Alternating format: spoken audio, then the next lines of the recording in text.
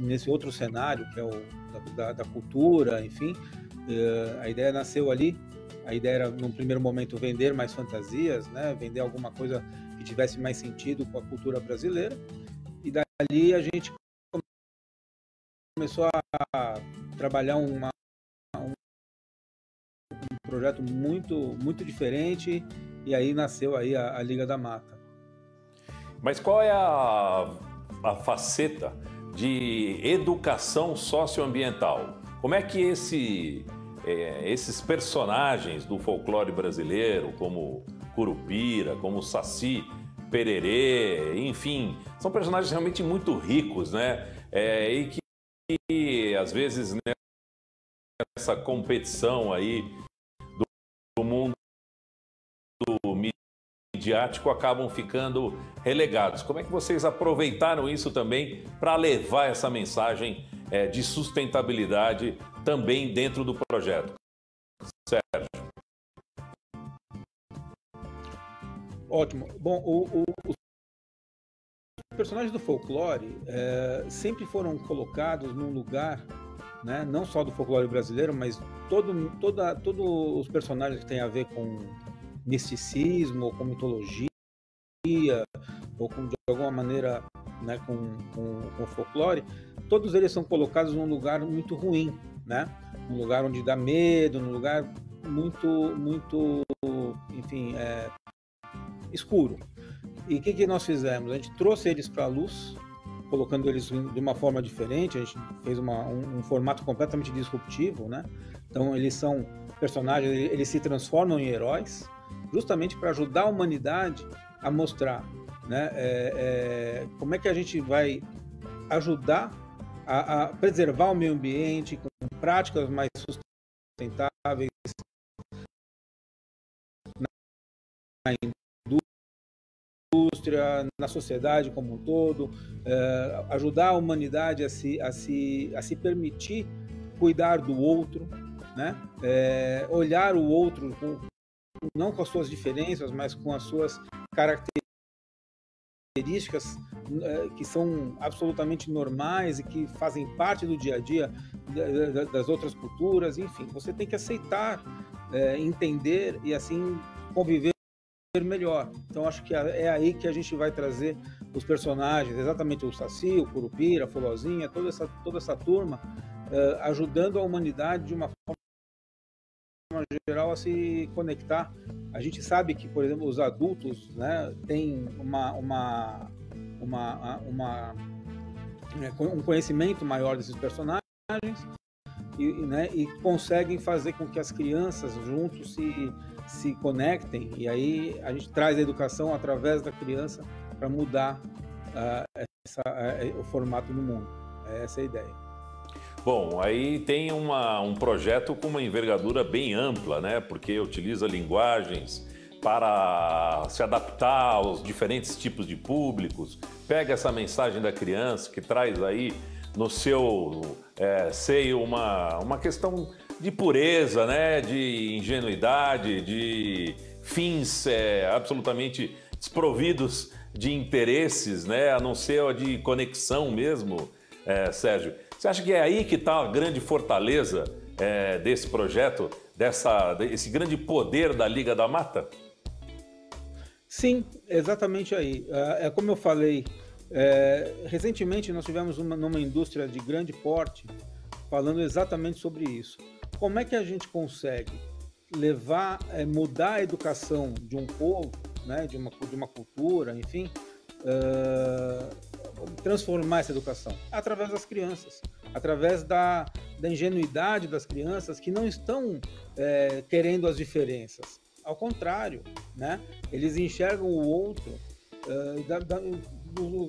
com semelhança, com pureza, com amor, e é isso que é legal, porque aí a gente consegue, usando o projeto Liga da Mata, usando as práticas das empresas, as práticas da sociedade, e aí mudar exatamente esse olhar. Essa é a ideia, é exatamente aí que está a força do projeto.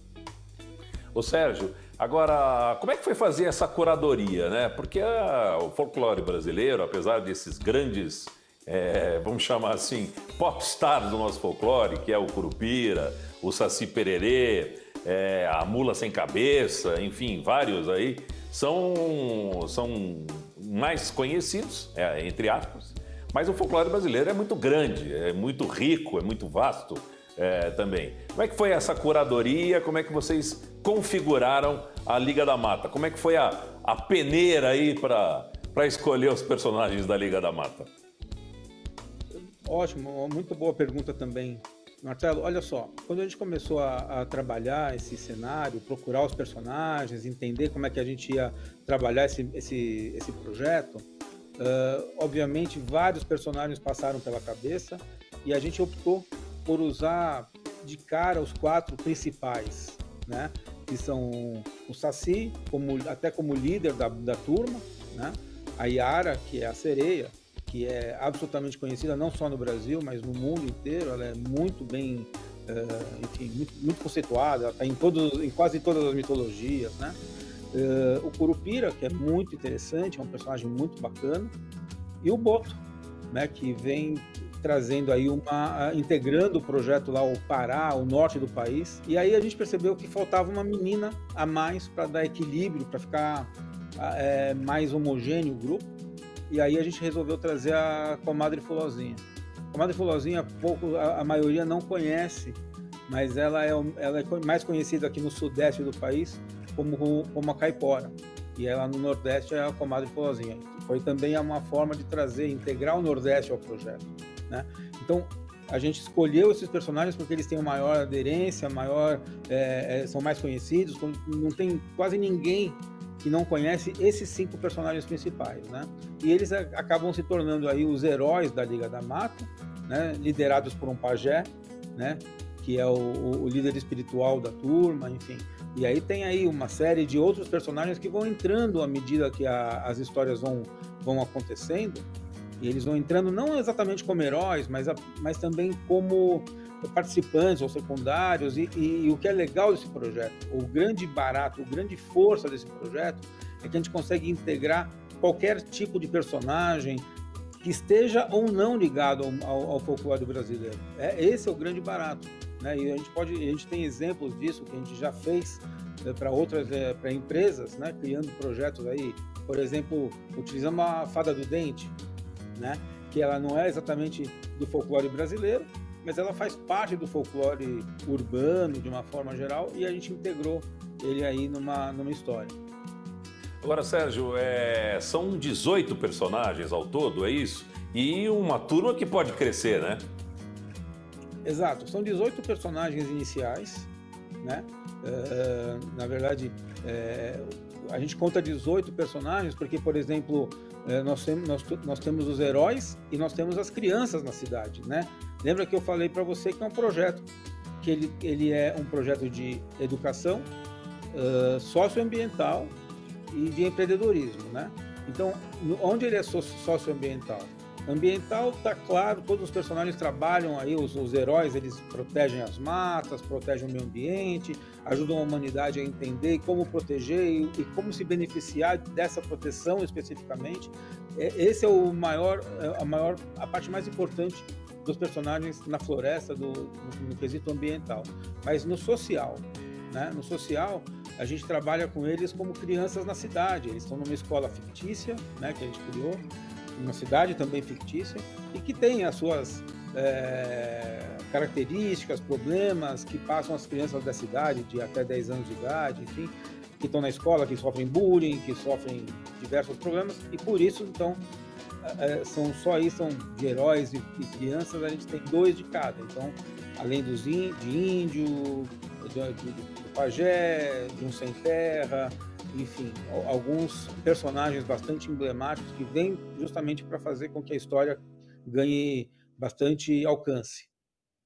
Sérgio, começou com a ideia de ter um portfólio mais completo, mais rico e com mais opções para os clientes que buscavam fantasias, né? Depois isso começou a se configurar como uma liga. Você fala agora de projetos de educação socioambiental. Isso acontece como? São ministradas visitas em escolas? peças de teatro?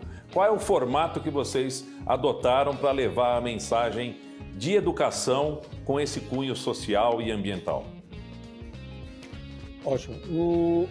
No primeiro momento, quando a gente criou o projeto, a gente sabia que para a gente ganhar a projeção que a gente precisava, a gente precisaria fazer um longa-metragem, né? Mas a gente sabe quanto custa, o quanto é difícil fazer um audiovisual, um longa-metragem aqui no Brasil, né? Não só no Brasil, mas especialmente no Brasil é muito complicado. Então nós criamos uma websérie no primeiro momento, tudo com iniciativa própria, recurso próprio, sem nenhum tipo de lei de incentivo. Não que isso não seja importante, mas era aquilo que dava para fazer naquele momento, lá em 2015, né? Como eu te falei, o projeto começou a nascer em 2012, nós escrevemos, tem uma trilogia, né? Tem um livro que está escrito, já vai ser publicado agora em 2023. Então essa é uma das formas, é o próprio livro. E aí a gente criou uma websérie, né? Então nós temos 3 episódios que já estão disponíveis no canal da Liga da Mata no YouTube, no Facebook, no Instagram. E esses episódios, eles correram o mundo, né? Eles participaram de mais de 140 festivais pelo mundo inteiro e nós vencemos quase 70 festivais desses que nós participamos.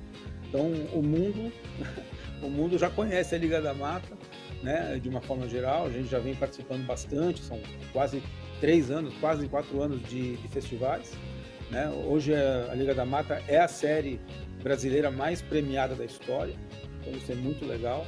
E com isso a gente ganhou aí algumas projeções, então a gente já está fazendo algumas inserções em escolas, já tivemos algumas participações em escolas no interior de São Paulo, estamos falando aqui com a Prefeitura de São Paulo também, para fazer algumas atividades no sistema CEL, né, juntamente a empresas.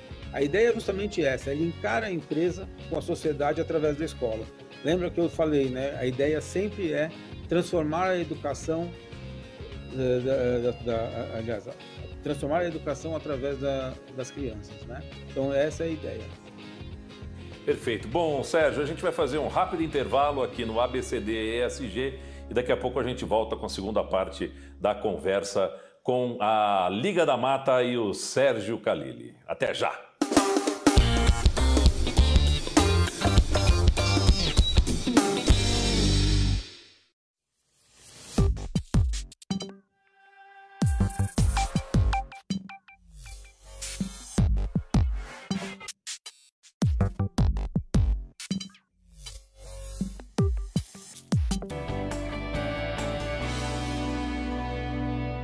Empreendedores que escolheram mergulhar de cabeça naquilo que acreditam e hoje geram emprego, renda e felicidade. Negócio dos Sonhos, de segunda a sexta, 9h30 da noite, no canal Empreender. Bem-vindo ao canal Empreender. Aqui você vê o esforço de cada um, as trocas de experiências, o ABC, D e E maiúsculo da evolução. Cada caso, um aporte de entusiasmo, encorajando corações e mentes desse Brasil que arregaça as mangas e encara. A maior expressão do Eu Fiz e Venci explodindo na nossa tela. Canal Empreender. Assistir já é um bom negócio.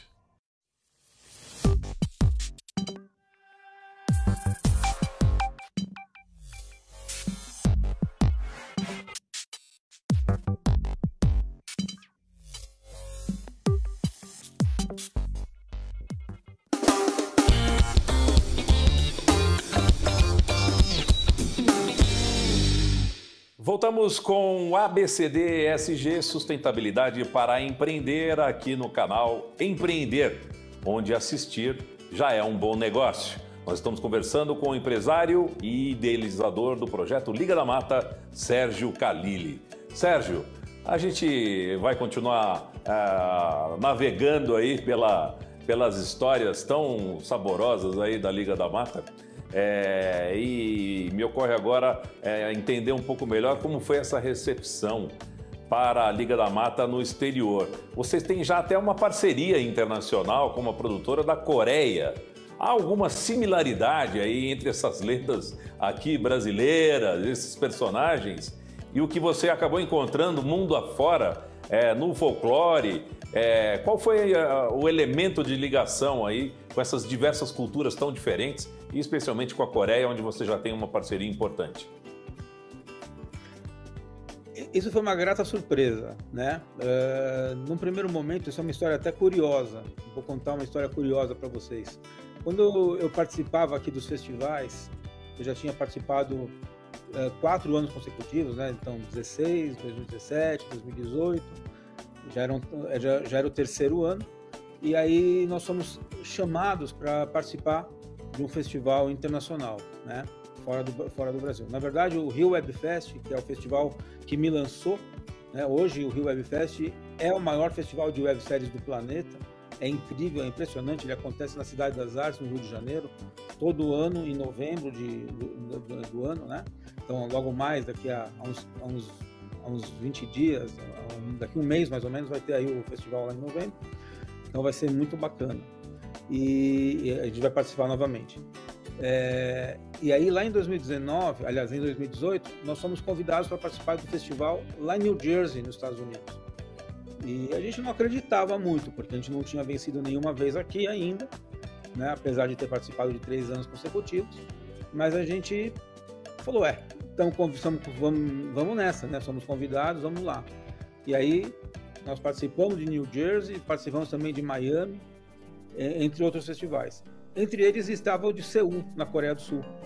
E a gente foi até lá, peguei o avião, são quase 24 horas de voo até lá, mas valeu a pena, né? Foi muito bacana, foi uma experiência impressionante. Não só por participar, mas também por conhecer a Coreia, que é um país impressionante, incrível, que tem muito a ensinar para o Brasil aí em termos de educação, principalmente, e de transformação, né? E aí o que aconteceu foi incrível, porque o dono do festival lá na Coreia, ele se encantou de tal maneira com a Liga da Mata que ele me pediu para colocar um personagem dele dentro da Liga da Mata. E isso foi muito legal, porque num primeiro momento era um desafio, né? A Liga da Mata está baseado em falar de mitos, né? Eu falei para você que a gente escreveu uma trilogia. Então, o primeiro volume já vai ser lançado agora no início do ano, né, em 2023. Mas a terceira parte do projeto é justamente a internacionalização da ideia, né? A internacionalização do projeto, quando a gente quer trabalhar com mitos de todo o mundo, né? Então, você imagina ações ou aventuras ligando a Liga da Mata com a mitologia grega, folclore brasileiro com a mitologia grega, com a mitologia celta, com Bíblia, enfim, né? Com várias mitologias por aí. E aí ele tinha um personagem que ele criou que falava de educação alimentar.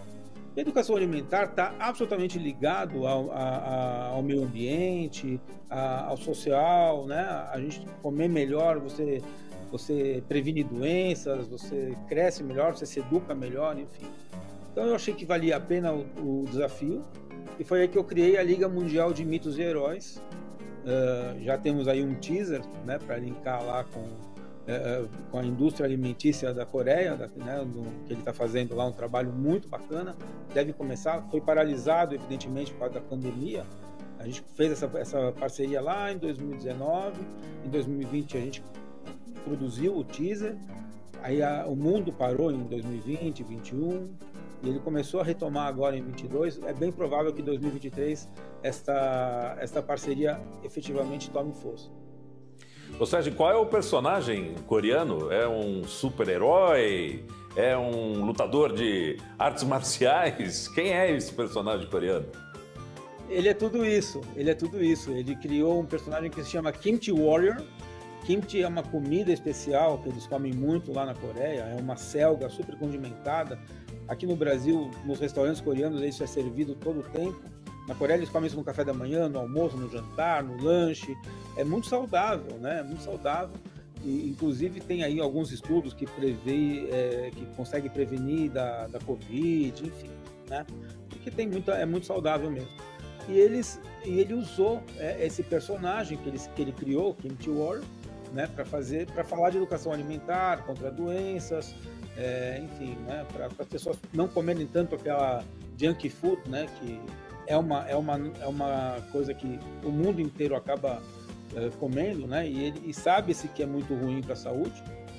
E ele, com esse personagem, vem conseguindo colocar nas escolas, colocar, enfim, na sociedade coreana, uma forma melhor de se alimentar.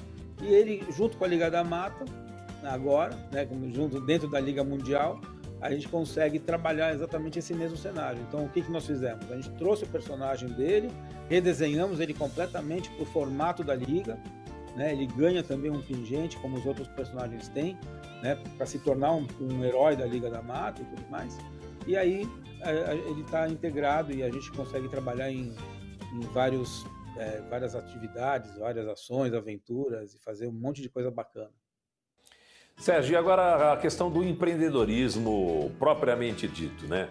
Como é que essa experiência aí, dessa reviravolta numa empresa familiar, onde você já atuava há algum tempo, né? Também esse desafio do empreendedorismo numa empresa familiar com alguns valores já consolidados, né? Arraigados, modelos consolidados também. Como é que foi se encaixar e fazer essa reviravolta aí num negócio que já estava estabelecido?